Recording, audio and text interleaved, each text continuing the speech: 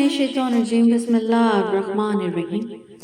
یا اللہ ہمیں اچانک موت سے بچانا اور موت سے پہلے مغفرت مانگنے کی توفیق عنایت فرمانا، آمین ثم آمین۔ یا اللہ ہم پناہ چاہتے ہیں ایسی بیماری سے جو ہمیں بے بس لاچار اور دوسروں کا محتاج کر دے، ہمیں صرف اور صرف اپنا محتاج رکھنا، آمین۔ جس گھر میں ذکر اللہ کا ہو اس گھر میں برکت اور رحمت ہمیشہ رہتی ہے، بے شک۔ کپڑے انسان کے بدن کو ڈھانپتے ہیں اور گفتگو انسان کی شخصیت کو۔ جھوٹ بول کر جیتنے سے اچھا ہے کہ تم سچ بول کر ہار جاؤ، حضرت علی رضی اللہ عنہ۔ انتقام میں جلدی کرنا شریفوں کی عادت نہیں، حضرت امام علی علیہ السلام۔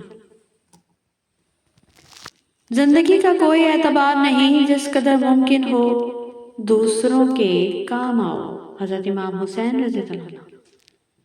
تعلق رکھنا کوئی کمال نہیں، تعلق نبھانا کمال ہے۔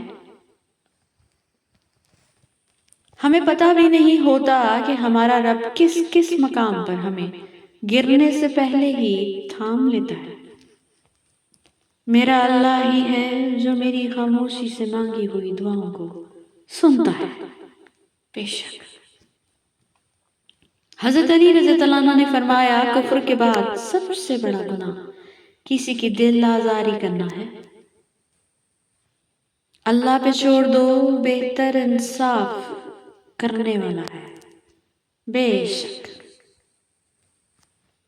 لوگ توڑتے ہی چلے گئے، میں صبر کرتی ہی رہی اور پھر اللہ نے مجھے میرے صبر کا صلہ عطا فرمایا۔ اے رب کائنات دل کو شفا دے، سکون دے، اطمینان دے، اپنے سوا کسی کا محتاج نہ کرنا، آمین یا رب العالمین۔ آپ صلی اللہ علیہ وآلہ وسلم نے فرمایا جو حق پر ہونے کے باوجود جھگڑا نہیں کرتا میں اس کے لیے اعلیٰ جنت میں گھر کا ضامن ہوں۔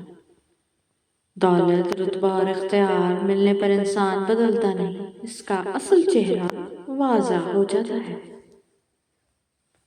مولا علی علیہ السلام نے فرمایا عدل و انصاف سے نعمتیں دگنی ہو جاتی ہیں۔ جس کام کو کرنے کی طاقت نہ ہو اسے اپنے ذمہ مت لو، حضرت حسین امام حسین رضی اللہ عنہ۔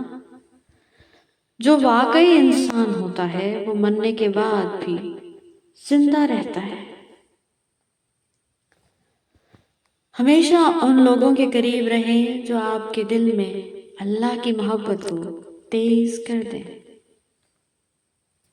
برائی کی طرف نفس دوڑ کر جاتا ہے اور نیکی کی طرف اسے گھسیٹ کے لانا پڑتا ہے۔ Thank you so much for watching. Please don't forget to subscribe our channel.